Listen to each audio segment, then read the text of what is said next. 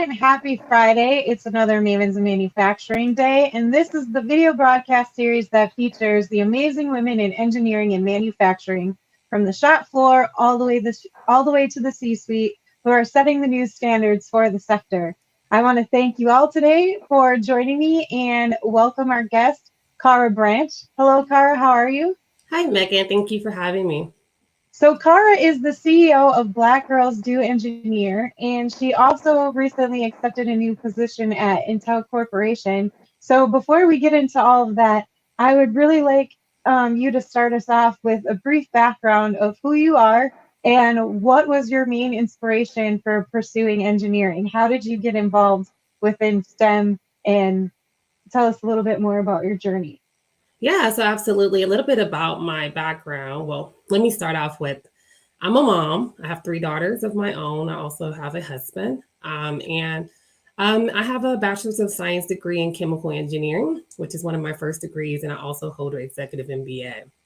And so the way that I kind of started my journey to becoming an engineer was I come from humble beginnings, and I like to let people know that. And it wasn't until my freshman year of college that I actually learned that I can become a chemical engineer. I had always been good at math and science, also writing. I'm really good at technical writing now, but I always been a good writer as well.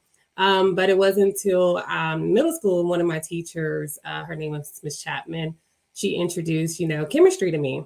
And for some Mhm. reason, I was just really good at balancing equations.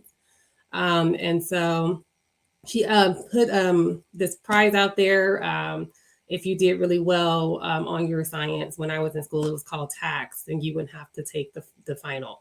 And I was the only Mhm. one in my class that passed my tax exam in that portion. And so something clicked with me that I must be really good at this this chemistry stuff. But still, no one ever really asked me, or what I wanted to really be, or where I can go with that. And so it was my freshman college advisor. I had this passion to go study dance because I did dance as a child and I really loved it. My aunt said, "No, you're not going to do that," which is not bad. It's not bad to do it if you choose to, but she directed me to another path. And so, after much conversation with my advisor, my freshman year, we put chemistry and math together, and she placed me in the School of Engineering on my campus. I set goals with myself. I said if I pass my first 2 classes, I'm going to be a chemical engineer. And here I am today. So you had no idea what chemical engineering was Yeah. growing up, and it's great that you had people in your life to kind of direct you in that pathway, because I think that's a similar, situation with not, just women, but other people. So I know there's a gentleman that I'm really good friends with. His name is Andrew Crow. I think I introduced the two of you. And one of my favorite quotes from him is he said, genius is distributed equally, but opportunity is not. And I feel like that's such a important quote to remember, because there are certain areas in our nation where some kids don't have the same opportunities as other kids in other communities. So it's really important that we do have those mentors that help inspire us pursue something we might not even have known of. So that's great that you had those individuals within your life guiding you that way. And I just want to let people know that John is on with us. He says good afternoon. And then Princess is also saying hello. So thank you both for joining us. I'll continue to pull up comments as our conversation goes, but how did all of that experience lead you to where you are today? So you've worked with some pretty major companies and some really big industries within engineering and manufacturing. Can you dive into a little bit more of that and share some of your experiences as a chemical engineer and how it led you to where you are today? Yeah. So, like most engineers, I'm in their senior year, I believe. They do a senior design project for your senior year. And um, for my project, my design of my project was the reactor. And Hmm. actually, one of my professors at my university, I went to his office frequently to ask some questions, and he was just amazed at how I was designing this reactor. And so he actually said to me from office hours that I would visit him that he that I should start small in a company. I didn't Hmm. understand why he was saying it to me then, but it was actually the best thing that I did for myself. So I got out of college, I got a job offer working for a small EPC, engineering, procurement, and construction firm, where was the best thing I could have did. My manager had 50 years of experience. He Hmm. hired four younger engineers, and their goal was to build us up to take over the company one day. And so he had taught me so much from starting small within that company. I went out of college. Really, I tell people straight into boardrooms with my calculator. Of course, he was very old school, so we did a lot of hand by hand calculations there, which I'm very grateful for. And so I went into boardrooms coming out of college, walking people through processes that I had designed. I always tell people to sum it up. It was me doing what I did for a year of senior design in college within 3 to 6 months, repetitively. I repeated that process, sorry, often because that was my life. I did grassroots plant designs. I did a lot of new technology innovations most of my career. My manager used to actually introduce me as someone who can do all the weird stuff, which I think that's pretty cool. And so from there, and that advice starting small, it actually placed me when I started to wanted to transition more into manufacturing, which people always ask me. I actually went from corporate to manufacturing, right? And so, I wanted to go into manufacturing, although I had did grassroots platinum designs, and also got to see my equipment be built and come to life. When I hired on to a bigger company, the exact words I told my manager at that time was, I wanted to be up close and personal with the chemical, which was weird, but that's what I wanted to do. I had seen it on paper, I had seen it come be built, but I did not get to see the chemical processes flow through the pipes. So I decided to go into manufacturing, where I did a lot of construction, a lot of capital projects was really what I did as a project manager and the manufacturing sites that I worked for. Hmm. Really enjoyed it. I managed a lot of contractors, which was awesome. I got to do a lot of construction. And from there, it was really, spending some time really getting to learn the manufacturing setting, and getting some experience on the other side of things. Um, Hmm. and then from there, I've transitioned everywhere, but I went into aerospace. That was kind of crazy how I got there. I just was looking for different opportunities, and I was approached by a great company to come and work for them as a space project engineer, which was a whole different side of project management for me for sure. There, I did a lot around working with the astronauts, making sure they had everything they need was my role. So I got to launch a lot of great things into space. And a lot of things that I work on are still launching into space. So my children think that's cool for sure. And then I love industry. I didn't know that everyone was going to leave when I left, and it was August, pretty much when the Great Resignation happened. Um, Really for just to focus on my nonprofit. I had been doing it since 2019, but I decided that, you know what, I'm just going to focus on it. Hmm. And I said to myself, the only way I would go back into industry if it was right, Hmm. right company, right everything. And I also mentioned I had did a lot of tech and everything that I had did, manufacturing, aerospace. I always did a lot of new innovations, the first of their type kind of projects. And so when I got into this role, management is key to me. The manager that I met was amazing. Everything started Hmm. lining up, and that's the only reason why I really went back into industry. And so now I'm actually working in tech. That's awesome. So when you were getting ready to graduate from college and get yourself into actually, doing what you went to school for, did you have any expectations that, when you finally did get into the sector, you were just like, well, this is not what I expected it to be at all? And, what were those moments? Like, what was your expectation? And then when you actually got into the field, how did those change, or what kind of threw you off guard? Not from the setting because I'm from Port Arthur, Texas. So I grew up with oil and gas behind my home. So Okay. I knew a lot about manufacturing facilities. Motiva is housed there, the world's largest Hmm. refinery. So Pretty much familiar. My parents and family have always worked in these industries, never as an engineer. I'm a first gen college graduate. So I'm very used to the environment for sure. Okay. I think the only thing that was different from me was that I went to a historically Black college and university, where I was with Okay. a lot of students who look like me, and I transitioned into most of my roles where I have been the only Black woman in all of them. That's so interesting. And, and I think a lot of people don't really understand, the lack of different groups being represented in this sector. And that's one of the focuses now that a lot of companies I see are trying to move forward with these DEI efforts, and I think that's fantastic.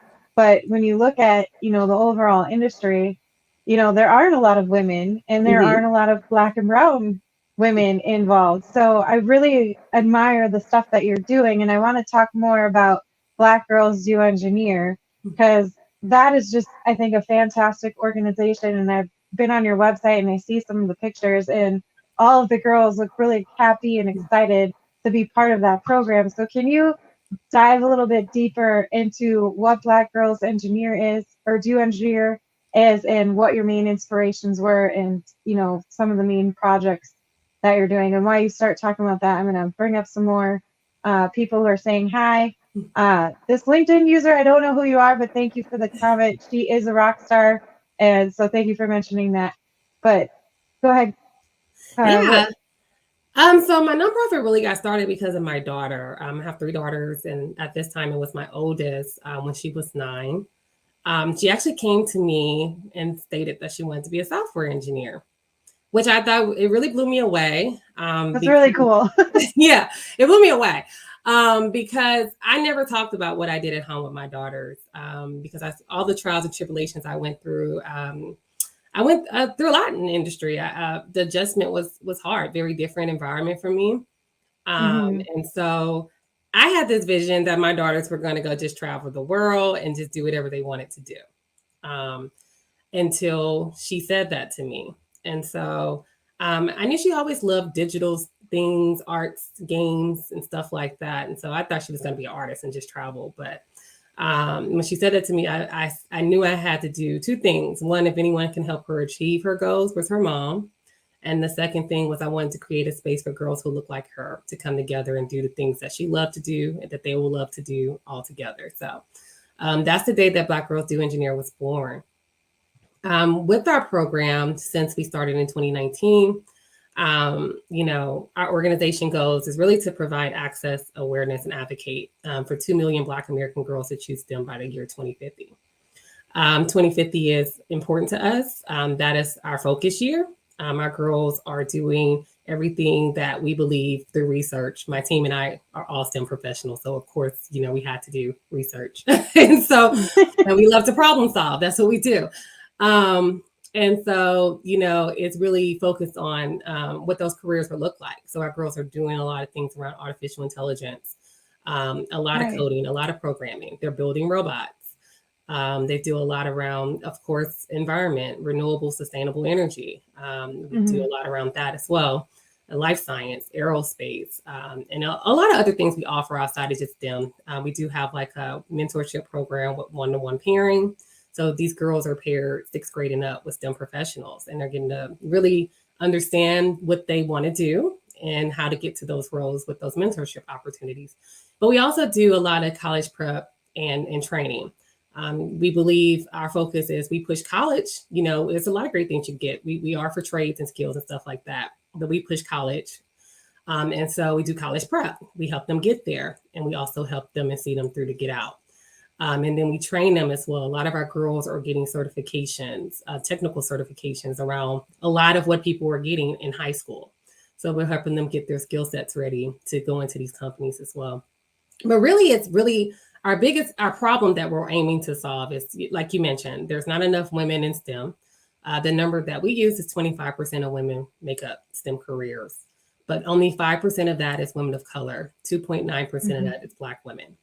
And so our goal of our organization is to get more women who look like us, provide that representation to girls, letting them know, hey, we did it, you can do it too, because we believe you have to see it to believe it. And so we we work off that motto, and we remind people of that number, of the importance of why we're doing the work that we're doing to get more girls who look like us in these career spaces. So what is the significance of 2050 again? Why was that year selected? Honestly, because everyone kept committing these net zero goals to the year 2030 and 2050. And I said, everybody has this emissions of, net zero. All these companies kept releasing 2030, 2050. So I said, why not? Why not? Let's do that. So when you started Black Girls Do Engineer, how many girls did you have signed up for your first year, and what does it look like today? Because you started Yeah. back in 2019. Yeah, 2019, we started with 18 girls. Our second year, we had 34. We're just coming out of our third year, and we had about 80 girls. And now we're approaching our next membership year, and our interest so far is over 200. And we have expanded not just here in Houston, where we're headquartered, but we also have 2 new chapters now in Los Angeles and New Orleans.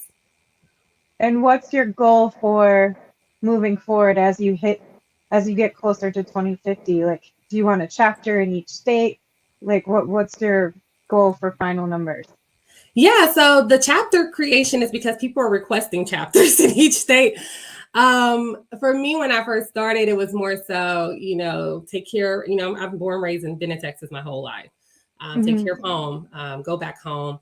But it was really when I first started, I always had interest from California, and I've always had interest. We've worked with girls in Louisiana. And so it was really the people of those major cities that came and supported me and created these opportunities in their cities to bring these programs there. I've gotten several requests for many other cities. So of course, if I can hit, my goal of my 2 million and be national or even international, that's most definitely what I'm aiming to do. I think that would be fantastic. And there's more people coming in. Katie, hey all, happy Friday. Sorry I'm late. No worries, Katie. And then we have Inger on here. Hello, hello. And she says, love that Cara Black Girls Do Engineer. I just think it's really fantastic that, word of mouth has helped you grow so much over the last few years. And I think that just proves how much this is a need and how much people do want diversity within the sector. So what are some of the main challenges that your organization is facing right now today in terms of hitting that 2 million goal of yours? I would say we have typical challenges. Of course, it's many nonprofits. You always need funding, right, if you're growing. Right. But I think over the years, we've had a lot of great support. I really can't complain about the support we've gotten from companies, from our community. A lot of my girls have been with me since 2019. They have grown with me. So I've seen these girls grow up. And a lot of them don't want to leave. So a lot of them are going out there creating their own chapters. Honestly, that's how we got to California. A lot of my alumni are giving back and going do this for other girls. And so we've been very blessed and fortunate, really, to be able to build a lot of great relationships and grow like we've grown. But we always, of course, like many nonprofits, there's always a need for funding. There's always a need for more partnerships. Because really, we use these opportunities. We're really big on relationship building. It's always great to get a check, right? But for us, it's not about just the check. It's about longevity. About Right. how do we help our girls get those skills that's required to go into these companies. A lot of our girls want to work for a lot of these industries, right? And so we love building that relationship with these companies. It's really great pipeline, really, because we're building the future of these industries. But not just that. I think we've really been fortunate to grow so fast. I have a great team. I've been able to get great teams in these 2 new cities as well. But we always are looking for, of course, financial support, even volunteers. We don't just, as a membership-based organization, we do a lot with our girls, but we also do a lot when we go back into the schools. We host a lot of STEM days. And so we always need volunteers to come with us within schools to do hands-on STEM activities with students all over Houston. That's our joy. And our girls love it too. Our girls, we train them up so they can go back and do it as well. So any way to support us in our efforts of really getting out there and doing that whole exposure piece, that's the big thing that's missing in my community. Is nobody really knows what STEM is or or the Yeah. importance of it or the careers they can go into. So we do a lot of education around it. And we've had a lot of great companies join in that effort too. So we're always looking for more to join in and explain to parents within our communities why this is important, why they should be putting their kids and exposing them to these opportunities, but also going into schools and helping kids understand the importance of it and all the cool things that they can do for sure. Yeah. I think that is really important because for whatever reason, trades were put on the back burner and not really Hmm. prioritized. And then Yeah. our country just decided, oh, let's outsource a bunch of this stuff because it's cheaper that way or easier. And you can see that we're kind of suffering from it now. So there is a dire need that we need to start prioritizing the trades again and not Yeah. just get families involved, but also the entire communities because I read an article a long time ago on, don't quote me on this because I think I might have the number wrong, but for every dollar that manufacturing makes, there's a certain percentage of that dollar that other businesses within the community of that manufacturing company makes as well too. And I can't remember if it's like $1.50 or something like that, but it's really necessary to have strong manufacturing foundations within communities because everyone thrives and it just provides more economic stability. So I gotta check that article again and find that piece because I can't remember the actual number that they gave, but it's good to have manufacturing in your community. So, you recently accepted a position with Intel Corporation, and I was just curious to know what a day in your life looks like there and what some of your responsibilities are with Intel. Yeah, so I'm glad to be a part of Intel. It's an amazing company for sure. I have an amazing team. Everyone there is just amazing. I can't say that enough. Mhm. And so my what I do there, I'm a manager of software engineers, and my goal with Intel, I work with their Internet of Things division. So a lot of things, artificial intelligence, a lot of efficiency improvement. But my main goal there, as with Intel, is I'm a training manager for I manage the training material. So my team, we produce a lot of the wonderful learnings that Intel offers, and Okay, so a lot around development of our products within our community as well as with developers from every aspect. So it's a pretty cool job. it's I, right up your daughter's alley. It sounds like where yeah, what she would she love wants to it. do. She would love to do my job, I'm sure. She does a lot more. I was talking to a friend yesterday about this. My daughter's been coding since fourth grade, and a lot of it's because of this organization. So she does a lot of coding in Python, and she's in sixth grade. And so my friends Good was for like, her. That's yeah, awesome. she does it her own. People think because I'm her mom, right? I have her. My second daughter also wants to be a aerospace engineer. Seven. She's seven. She said that. People think I'm their That's mom and I have this program that I push them to it. I don't. What I really do is just put what I do with all of my members is I put what we do on the calendar. My daughter yeah, just opens up her laptop and log in. She does it herself. I'm very proud of her for knowing what she wants. A lot of yeah. kids, not just my daughter. There's a lot of children out there. This is why I love working with the youth and the age range that I work with, which is Mhm. 6 years old to 21, because they're just so different. Like they're amazing. They're Yeah, so advanced. They're gonna. I always tell people they're our future is going to rock because of them. Not even just from a technical aspects. I've had the pleasure to work with college students. Their leadership, the way that they think to lead, is just so necessary. yeah, And so they're all amazing like that. But I'm proud of my daughter for knowing what she wants. When I was her age, I had no clue. So she's kind of just developed into wanting to do this. I guess she probably watched me, her and her sisters. I'm sure yeah. they watched what I do. Um, well, that part, I'm sure my 7-year-old actually put on her teacher thing for Mother's Day. What is your mom does a lot? She says she's always in meetings. so, so maybe they too watch me, right? But um, but they're coming into who they want to be. They're getting this hands-on experience, and you can ask the children what they want, and they all want this hand-on learning type environment. Yeah. They enjoy It's it. it's an innate level of curiosity, I think. Hmm. And I think by sharing your experience, it demonstrates how important exposure is at Yeah. such a young age. We may not think they're watching us or actually see that they're watching us, but kids are very attentive Yeah. when you're off doing your own thing, and they pay attention to how you're talking and how you're walking and what Lord knows what words you're using, because I can have a really bad mouth on me sometimes, and my sons are picking that up, unfortunately. So I got to be like really mindful of what words I'm using in front of my sons. But they probably would not have wanted to be an engineer if they didn't see their mom doing that. So that's awesome that they're picking up on what you're doing and they think it's cool and they want to be like mom.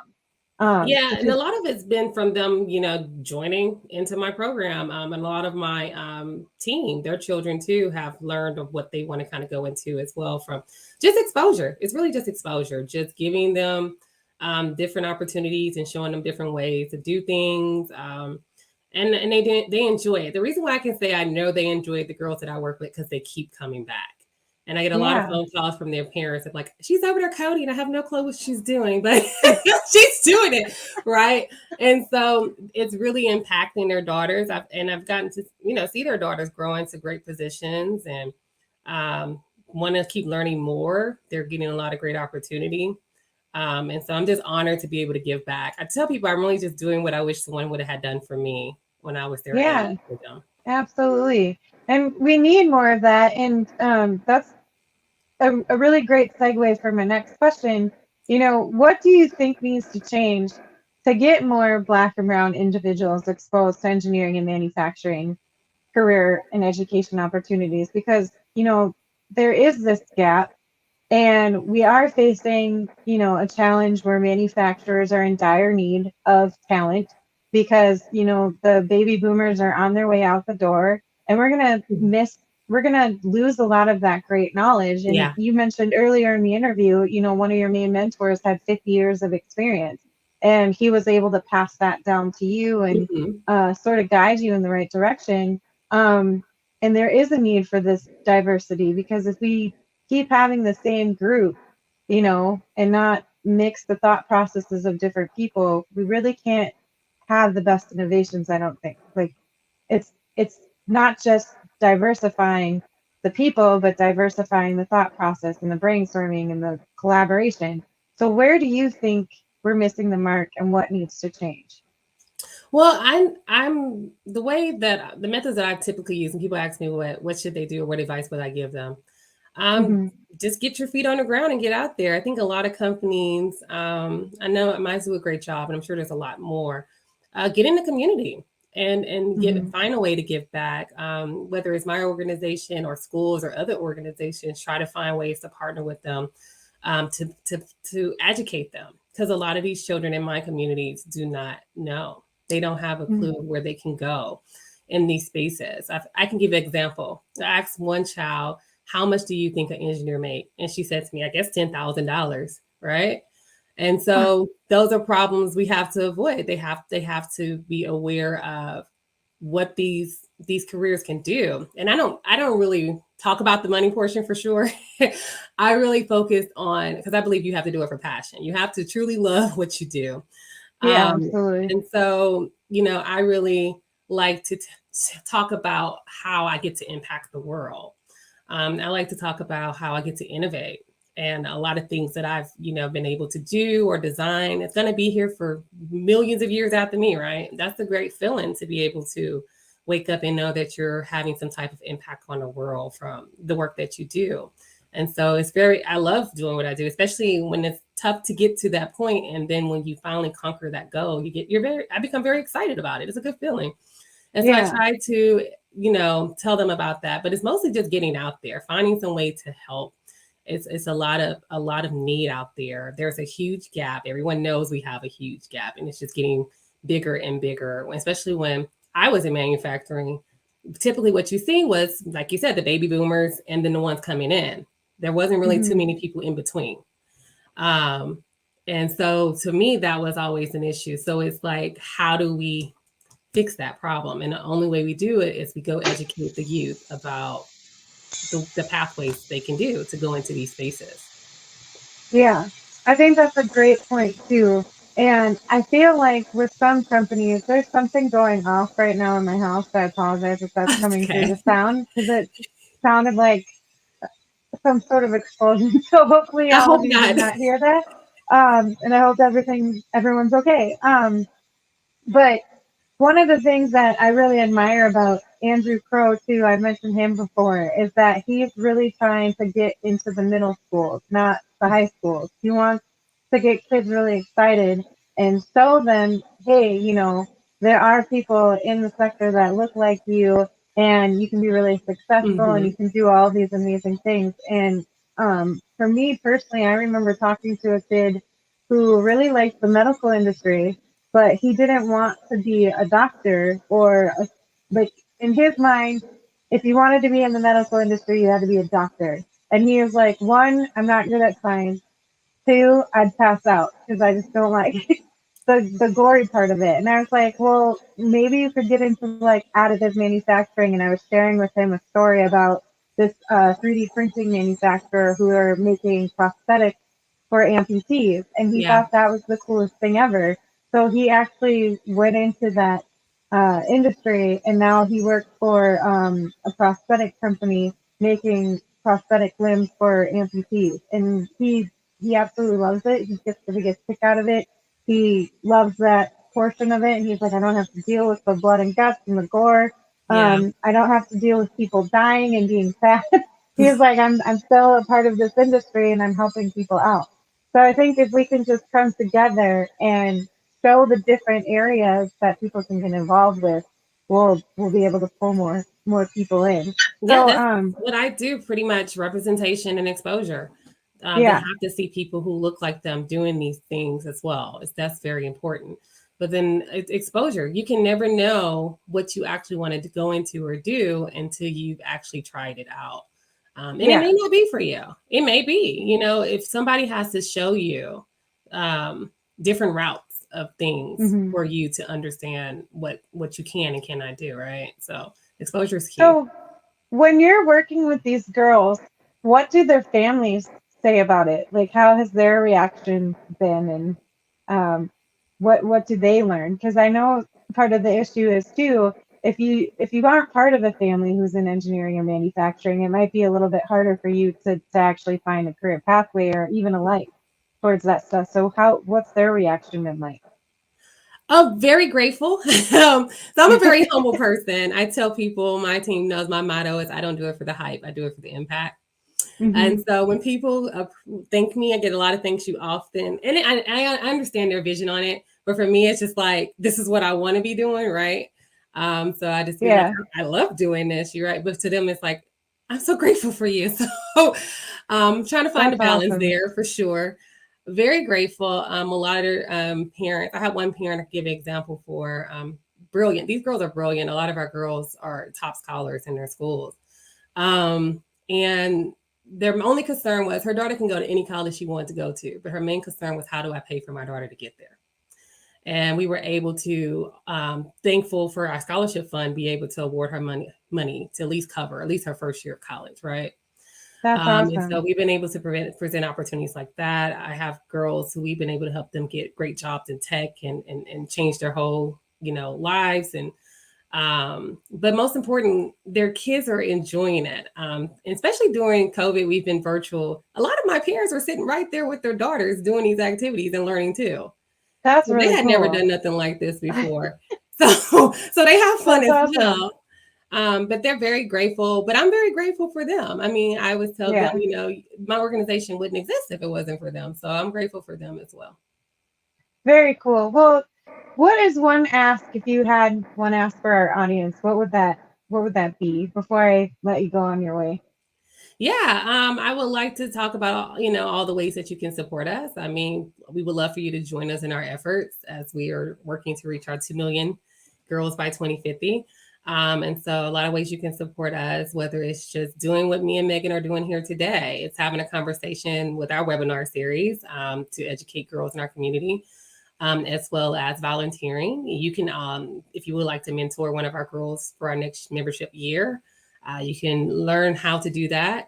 And if you would like to donate in any kind of way or find out how to partner with us to work with us going forward, we would actually do that too. And you can learn how to do all of those things by either visiting our website at www.blackgirlsdoengineer.org, or you can email us directly at info@blackgirlsdoengineer.org with any questions you may have. So with the mentor portion of it, do they have to be local, or is there something that they can do virtually as well? It's completely virtual. So my VP Krinika, she leads that program. She's amazing. And she has mastered it for years now of having it be virtual. And That's it works awesome. out very well. We've had a lot of mentors who have built long-lasting relationships. I've been mentoring girls since we started, the same girls since 2019. So the relationship building is there. My mentors enjoy it because not only are they helping the girls grow, but they also are growing from the girls as well. And so it's been a great program to offer. That's great. Well, Cara, I want to thank you again for taking time out of your busy life and sharing your story with us. I think what you're doing is great, and it's really important for us to start closing that skills gap. And feel free to reach out to me. I mean, I'm in the Midwest, so I'm a little bit a ways away from you, but if there's anything that I can do to help, with Black Girls Do Engineer, please let me know. If there's any competitions or presentations that you all do and you need help promoting that, I would love to do that. And if I can come out and visit, the facilities that you're working out of, I would really enjoy doing that as well too. But you're more than welcome to come visit, Meaghan. And we're now in LA. That's not, that Midwest, but I do a lot of traveling too. So you never know when we'll cross paths in person. And thank you for having me. It's such an honor to be a part of your show. Absolutely. And to everyone that joined us today on this lovely Friday, thank you so much. Be sure to reach out to Cara and get some more information. It is a great cause. It is something that we need. And I hope you all have a great, wonderful Friday and a merry weekend. So thank you. Take care, everyone. Thank you. This episode of Mavens has been sponsored by Fresh Horizons Group. Fresh Horizons Group is a family-run company that was founded on the premise of helping organizations and businesses better tell their story through high-quality branded apparel and promotional items. Freshen up your brand by contacting Fresh Horizons today at freshhorizonsgroup.com.